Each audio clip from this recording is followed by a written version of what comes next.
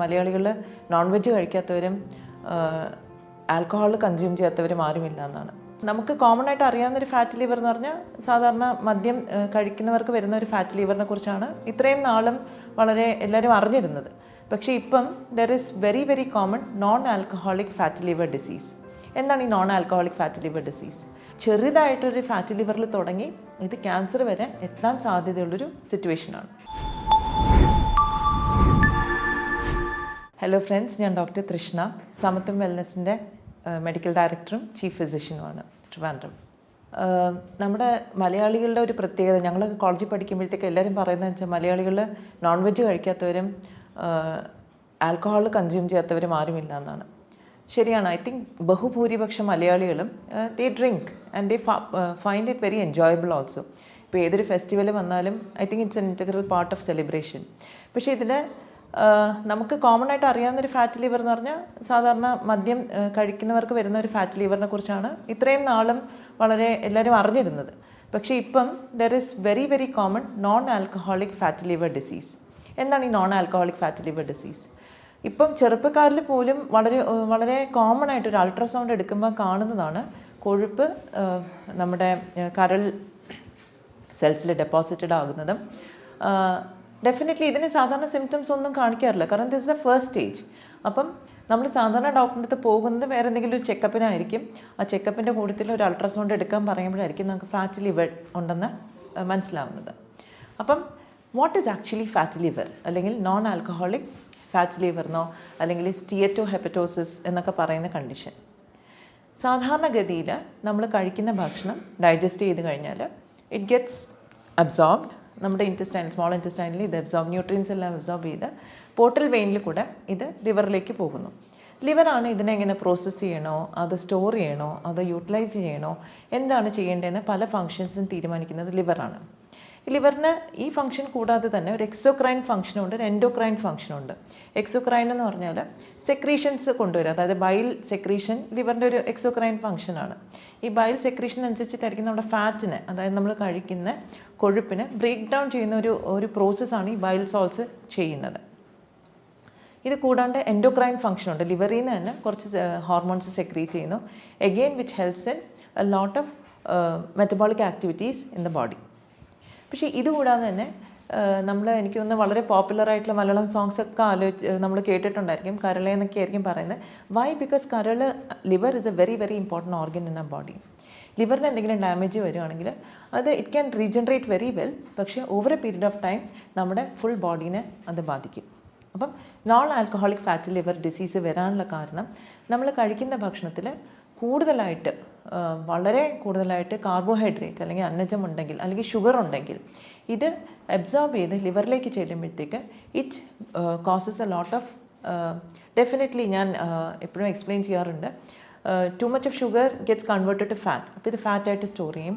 Especially നമ്മുടെ liver സെൽസിനകത്ത് ഇത് ഒരു എൻഡോപ്ലാസ്മിക് റെറ്റിക്കുലം, ലിവറിൻ്റെ ഒരു ഭാഗത്തിനകത്ത് ഇത് സ്റ്റോർ ചെയ്ത് കഴിഞ്ഞാൽ ഇത് അവിടെ കുറച്ച് സ്ട്രെയിൻ ഉണ്ടാക്കും. കാരണം ഇത്രയും കൊഴുപ്പ് സ്റ്റോർ ചെയ്യാനുള്ളൊരു കപ്പാസിറ്റി ലിവർ സെൽസിന് ഇല്ല നോർമലി. അപ്പം നാച്ചുറലി അതൊരു ഇൻഫ്ലമേറ്ററി പ്രോസസ്സിലേക്ക് പോകുന്നു, ഇതിനെ ബോഡി റെസിസ്റ്റ് ചെയ്യാൻ തുടങ്ങുന്നു. അപ്പം അതൊരു ഹെപ്പറ്റൈറ്റിസിലേക്ക് പോകുന്നു, ഇൻഫ്ലമേറ്ററി കണ്ടീഷൻ. ആൻഡ് ഈ ലോങ് ടേം ഹെപ്പറ്റൈറ്റിസ്, കുറേ കാലം ഹെപ്പറ്റൈറ്റിസ് അല്ലെങ്കിൽ ഇൻഫ്ലമേഷൻ നിൽക്കുന്ന ഏതൊരു ശരീരത്തിൻ്റെ ഭാഗത്തും it can lead to cancer eventually. അപ്പം ചെറുതായിട്ടൊരു ഫാറ്റ് ലിവറിൽ തുടങ്ങി ഇത് ക്യാൻസർ വരെ എത്താൻ സാധ്യതയുള്ളൊരു സിറ്റുവേഷനാണ്. അതുകൊണ്ട് തന്നെ നമ്മൾ ഇത് ഡെഫിനറ്റായിട്ടും അഡ്രസ്സ് ചെയ്യണം. ഫാറ്റ് ലിവറിൽ നമ്മൾ ഏറ്റവും ഇമ്പോർട്ടൻസ് കൊടുക്കുന്നത് ഡെഫിനറ്റ്ലി നമ്മുടെ ഡയറ്റിന് തന്നെയാണ്. കാരണം ഡയറ്ററി ഇൻ്റർവെൻഷനാണ് ഇതിൽ ഏറ്റവും പ്രധാനം. സ്റ്റാർട്ടിങ് വിത്ത് നമ്മൾ കഴിക്കുന്ന ഭക്ഷണത്തിലെ കാർബോഹൈഡ്രേറ്റിൻ്റെ ക്വാണ്ടിറ്റി കുറയ്ക്കുക. അപ്പോൾ 3 നേരം അരിയാഹാരം കഴിക്കുന്നവരെ definitely you have to stop all that and switch to a healthy diet plan. അവിടെ എന്തായിരിക്കും നമ്മൾ ഫോക്കസ് ചെയ്യുന്നുണ്ടാവുക? അറ്റ്ലീസ്റ്റ് ആദ്യത്തെ 1 മാസമെങ്കിലും നമ്മൾ അന്നജം വളരെ മിനിമൈസ് ചെയ്തിട്ട് വെജിറ്റബിൾസ് ടേസ്റ്റ് ഇല്ലാതൊന്നും കഴിക്കേണ്ട, നമുക്ക് കുറച്ച് ഗീയോ ബട്ടറൊക്കെ ഇട്ടിട്ട് കഴിക്കാം. Plus some nuts and some fruits. ഇതായിരിക്കണം നമ്മുടെ മെയിൻ ആയിട്ടുള്ള ഫുഡ്. നോൺ വെജ് കഴിക്കാമെന്ന് ചോദിച്ചാൽ കഴിക്കാം. റെഡ് മീറ്റ് നമുക്ക് കംപ്ലീറ്റ് ആയിട്ട് ഒഴിവാക്കണം. വൈറ്റ് മീറ്റ് കുറച്ചൊക്കെ നമുക്ക് കഴിക്കാം. ഡെഫിനറ്റ്ലി എഗ്ഗും നമുക്ക് കൺസ്യൂം ചെയ്യാൻ സാധിക്കും. പക്ഷേ ഇതിനെല്ലാത്തിനും ഉപരി നമ്മൾ ഫസ്റ്റ് സ്റ്റാർട്ടിങ് വിത്ത് ലിവർ ക്ലെൻസാണ് ഏറ്റവും നല്ലത്.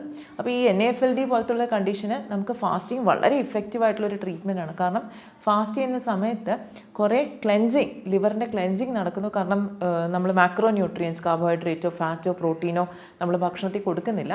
അതുകൊണ്ട് തന്നെ ഇതിനെ പ്രോസസ്സ് ചെയ്യേണ്ട ഒരു ജോലി ലിവറിനില്ല. ലിവറിന് ആവശ്യത്തിന് റെസ്റ്റ് കിട്ടുന്നു. അതുകൊണ്ട് തന്നെ കുറച്ചുകൂടെ ബോഡിയിൽ, അതായത് ലിവറിൽ അടങ്ങിയിരിക്കുന്ന കുറേ കൂടെ ടോക്സിൻസ് ലിവറിന് റിമൂവ് ചെയ്യാനായിട്ട് സാധിക്കും. അപ്പോൾ ലിവറിനെ ക്ലെൻസ് ചെയ്യാനായിട്ട് വളരെ ഇഫക്റ്റീവായിട്ടുള്ള ഒരു നിങ്ങൾക്ക് എല്ലാവർക്കും അറിയാവുന്ന ഒരു ഹേർബാണ് കീഴാർനെല്ലി. കീഴാർനെല്ലി നമുക്ക് അതുപോലെ തന്നെ അടിച്ചു പിഴിഞ്ഞ് കുടിക്കാം, ദാറ്റ് ഇസ് ഇഫക്റ്റീവ്. പക്ഷേ ഫോർ സം പീപ്പിൾ ആ ചെറിയൊരു ക്വാണ്ടിറ്റി പറ്റില്ല. അപ്പോൾ നമ്മൾ കോൺസെൻട്രേറ്റഡ് ആയിട്ട് തന്നെ നമ്മൾ കൊടുക്കണം. അപ്പം liver cleanse is very very important.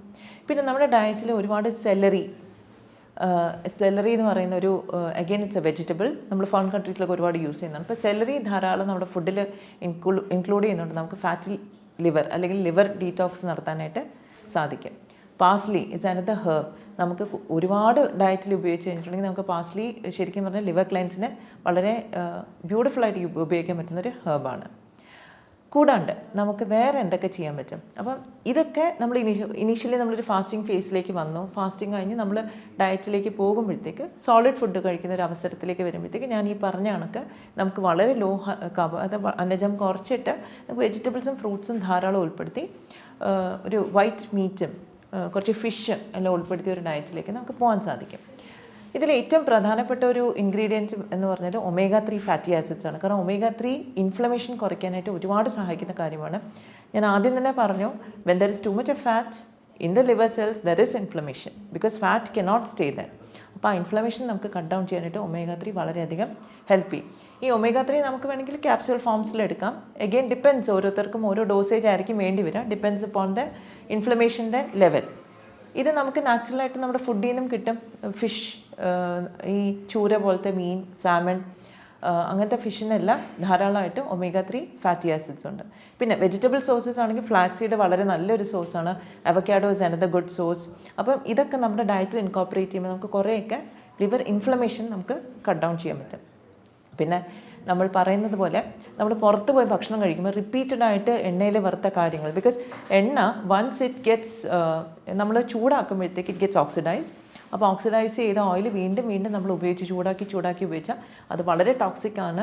അത് ഇറ്റ് പുട്ട്സ് ഓക്സിഡേറ്റീവ് സ്ട്രെസ്. ഒരുപാട് അനാവശ്യമായിട്ടുള്ളൊരു ഓക്സിജൻ സ്പീഷീസ് ആ എണ്ണയ്ക്കകത്തുണ്ടാവും. അത് നമ്മൾ കൺസ്യൂം ചെയ്യുമ്പോൾ നമ്മുടെ ശരീരത്തിലും അത് വരുന്നു.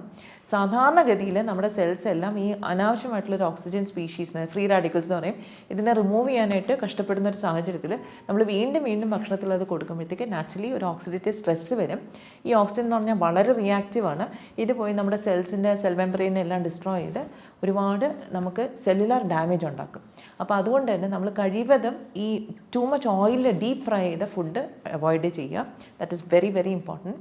പിന്നെ ഈ ഓക്സിഡേറ്റീവ് സ്ട്രെസ്സിനെ നമുക്ക് ഡീൽ ചെയ്യാൻ തന്നെ നമുക്ക് വളരെ നല്ലതായിട്ട് വൈറ്റമിൻ സി പോലുള്ള ആൻറ്റി ഓക്സിഡൻസ് യൂസ് ചെയ്യാം. എഗെയിൻ ഓരോന്നിൻ്റെ അളവും വളരെ സ്പെസിഫിക് ആയിട്ട് ഏത് കണ്ടീഷനാണെന്ന് നോക്കിയിട്ട് വേണം നമ്മൾ യൂസ് ചെയ്യാനായിട്ട്. അപ്പോൾ ചില ആൾക്കാർ ചോദിക്കും നാരങ്ങ കഴിച്ചാൽ പോരെ, നെല്ലിക്ക കഴിച്ചാൽ പോരെ. അതൊക്കെ വളരെ നല്ലതാണ്, എല്ലാത്തിലും വൈറ്റമിൻ സി ഉണ്ട്. പക്ഷേ ചിലപ്പം നമ്മുടെ കണ്ടീഷന് അത്രയും quantity of vitamin C enough ആവില്ല. അപ്പം ചിലപ്പോൾ നമ്മൾ ആഡ് ഓൺ ചെയ്യേണ്ടി വരും. പിന്നെ ഇതിൽ വളരെ ഇൻട്രസ്റ്റിംഗ് ആയിട്ടുള്ളൊരു കാര്യം എനിക്ക് എടുത്തു പറയാനുള്ളത്, ബെറീസ്, സ്ട്രോബെറി, ബ്ലൂബെറി, റാസ്ബെറി, ഇങ്ങനത്തെ ബെറീസ് എല്ലാം ശരിക്കും പറഞ്ഞാൽ നമ്മുടെ ലിവർ ഈ ഓക്സിഡേറ്റീവ് സ്ട്രെസ്സ് കുറയ്ക്കാനായിട്ട് വളരെ ഹെൽപ്ഫുള്ളാണ്. സ്ട്രോബെറിയൊക്കെ ഇപ്പോൾ നമ്മുടെ കടകളിലെല്ലാം ധാരാളം ലഭിക്കുന്നുണ്ട്. So please start using all that because that is definitely going to help you get out of this fatty liver. പിന്നെ ഡ്രിങ്കിങ് പ്ലെൻറ്റി ഓഫ് വാട്ടർ. എനിക്കൊന്ന് പല ആൾക്കാരും വിട്ടുപോകുന്നൊരു കാര്യം വെച്ചാൽ വളരെ സിമ്പിൾ കാര്യമാണ് വെള്ളം കുടിക്കുക എന്നുള്ളത്. പക്ഷേ പല ആൾക്കാരും ജോലി തിരക്ക് കാരണം കുടിക്കാറില്ല. എന്താ പറയുക, ജോലിക്ക് കയറുമ്പോൾ ഇച്ചിരി കുടിച്ചിട്ട് കയറും, പിന്നെ അതിനെപ്പറ്റി മറന്നു പോകുന്നു. So what I suggest is ഒരു ബോട്ടിൽ 1 ലിറ്റർ ബോട്ടിൽ വാങ്ങിക്കുക, സ്റ്റീലിൻ്റെ ബോട്ടിലോ കോപ്പർ ബോട്ടിൽ എന്തെങ്കിലും വാങ്ങിക്കുക, ഫിൽ ഇറ്റ് വിത്ത് വാട്ടർ. രാവിലെ ജോലിക്ക് പോയിട്ട് ഉച്ചയ്ക്ക് ഇറങ്ങുമ്പോഴത്തേക്കും ആ ബോട്ടിൽ ഫിനിഷ് ചെയ്യണം. Again going for a break, again fill it up, bring it back, വൈകുന്നേരം ആകുമ്പോൾ അത് ഫിനിഷ് ചെയ്യുക. തേർഡ് ടൈം രാത്രി കിടക്കുന്നതിന് മൂന്നാമത്തെ പ്രാവശ്യം അത് ഫില്ല് ചെയ്ത് ഫിനിഷ് ചെയ്യണം. സോ 3 ലിറ്റേഴ്സ് അറ്റ്ലീസ്റ്റ് നമുക്ക് വെള്ളം കിട്ടും. പ്രത്യേകിച്ച് നമുക്കിപ്പം അറിയാം ക്ലൈമറ്റ് ചേഞ്ച് ഒക്കെ നടക്കുന്നു, അന്തരീക്ഷം എല്ലാം മാറുന്നുണ്ട്. ആൻഡ് ദ വേ ആ body response to it is also changing. അപ്പോൾ അതുകൊണ്ട് keep yourself hydrated, that is extremely important. അത് ലിവർ ഡിസീസിന് മാത്രമല്ല എല്ലാ ഡിസീസിനും വളരെ വളരെ ഇമ്പോർട്ടൻ്റ് ആണ്. Except for kidney disease, if there is any restriction നമ്മൾ അത് നോക്കിയിട്ട് വേണം വെള്ളം കൺസ്യൂം ചെയ്യാൻ. Otherwise drinking water is definitely a must. പിന്നെ ഇതിലെല്ലാത്തിനും സ്പീഡപ്പ് ചെയ്യുന്നൊരു പ്രോസസ്സാണ് നമുക്ക് എന്തെങ്കിലും ടെൻഷൻ ഉണ്ടെങ്കിൽ. അപ്പം എന്തൊരു അസുഖം നമ്മുടെ ശരീരത്തിലുണ്ടെങ്കിലും ടെൻഷൻ ഉണ്ടെങ്കിൽ അത് എഗ്രവേറ്റഡ് ആവും. അപ്പം നമ്മുടെ സ്ട്രെസ്സും ടെൻഷനും നമ്മൾ മാനേജ് ചെയ്യണം. ഇതെല്ലാം നമ്മൾ ചെയ്യുന്നതിനോട് കൂടെ നമ്മുടെ ചിട്ടയുള്ള ഒരു ലൈഫ് സ്റ്റൈലിലേക്കും നമ്മൾ പോകണം. സോ ടൈമിംഗ് വെച്ച് ഫുഡ് കഴിക്കാം, ടൈമിൽ ഉറങ്ങുക is also very very important. ഇതെല്ലാം ഹെൽപ്ഫുള്ളായിരിക്കും. സോ ഇതിൽ ഇനിയും കൂടുതൽ എന്തെങ്കിലും സംശയം ഉണ്ടെങ്കിൽ do contact us. We are always there for you to sort out your doubts. Thank you very much.